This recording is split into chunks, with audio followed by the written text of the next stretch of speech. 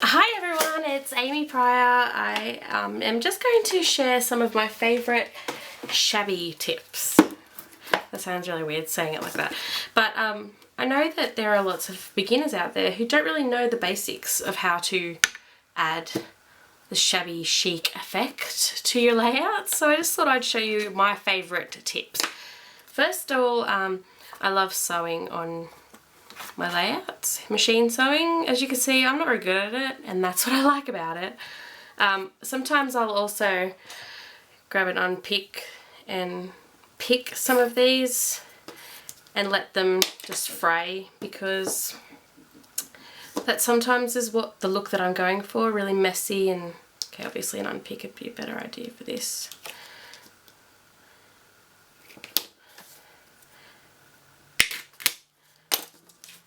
Anyway, you get the point. Okay, my next tip is distressing.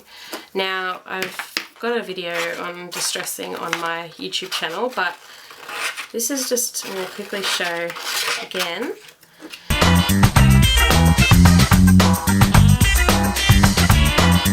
Now this is shabby enough really, but if you want to go one step further, you can grab a distress ink.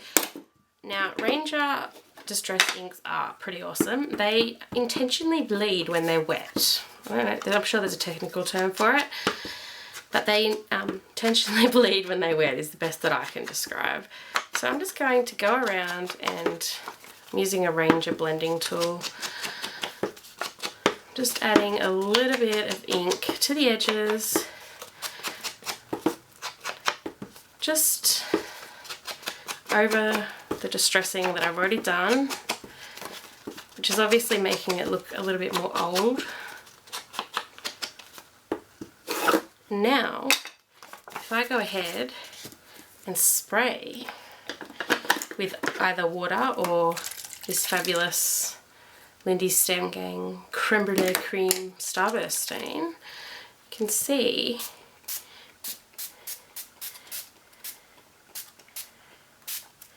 it actually bleeds out. I'm not sure if you can see that. It's kind of like a shimmery tea dye effect, which is really, really cool. So just leave that aside. Now, another thing I do is add gesso or paint, white paint or a light coloured paint. You can also do exactly the same thing with blacks and dark browns to make a grunge effect, so it's just really up to you. So I can do with a flower to shabby up the petals a bit. I can add a bit of gesso, probably not that much, and all I will do is simply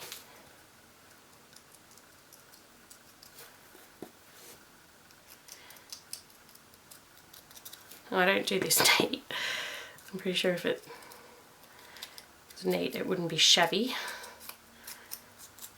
And there you have it. So the difference between one without the white, it doesn't look like much, but when there's a whole cluster of flowers on a layout together, it can be really effective.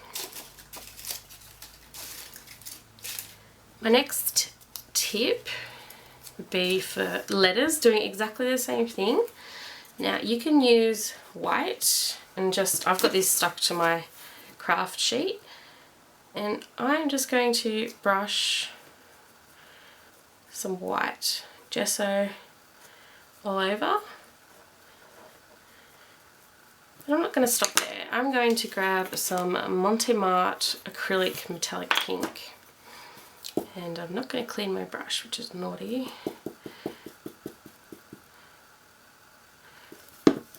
And I'm going to do the same thing. Now I want my brush to be pretty dry because I just want it to brush over.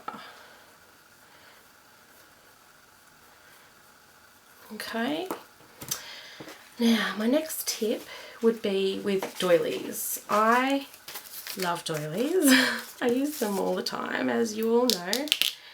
But one of my favourite things to do is actually to burn them. I'm just going to move all these out of the way so I can show you.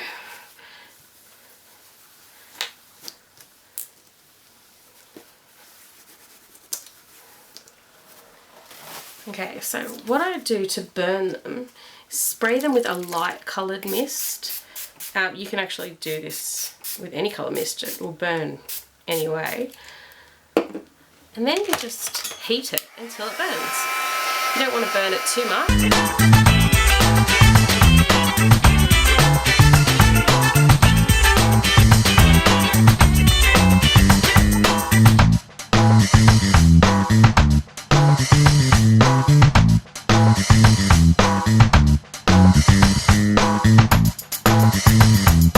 There you have one fabulously crinkled, burnt doily that is perfectly shabby.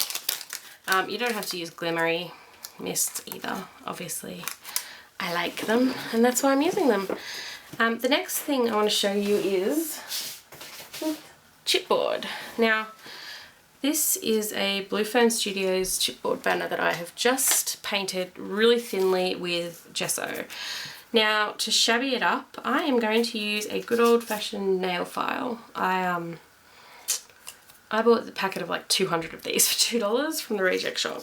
So they aren't good ones, and doesn't matter because by the time you end up using them on wood and chipboard and things, you want to throw them out anyway. So what I do is, after I've painted something white, I would go and sand it off.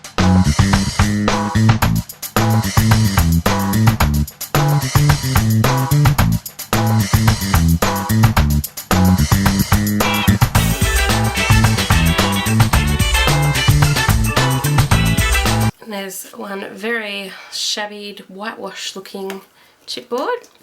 Now, I also like to use chipboard raw sometimes, and this one I've just added some Tim Holtz Ranger crackle paint. It's not completely dry yet, but it's almost dry. And I also have sprayed the Lindy's Stamp Gang Creme Brulee cream over it, just to help tie in with the rest of my elements. Other things you can add, of course, are fabulous shabby resins from Prima. These can also be distressed more if you want to add some ink. Obviously that brings out the details a lot more. Now, distress inks are water-based, so they will not be permanent on this, so you've got to be careful. It will smudge unless you seal it somehow. Just a standard gloss or matte spray would seal it fine. You can also use chalk inks and things like that, which is great. Another thing that I wanted to quickly mention was these are Prima printed chipboards, and there's a lot of these around. I think every brand does these printed chipboards now, but a quick easy way to make them look a bit more shabby, and with any fussy cut, is to just file it or sand it.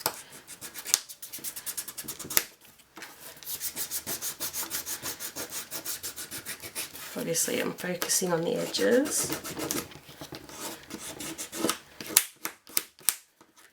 And then if you're using something that's been fussy cut, so let's show this little doily.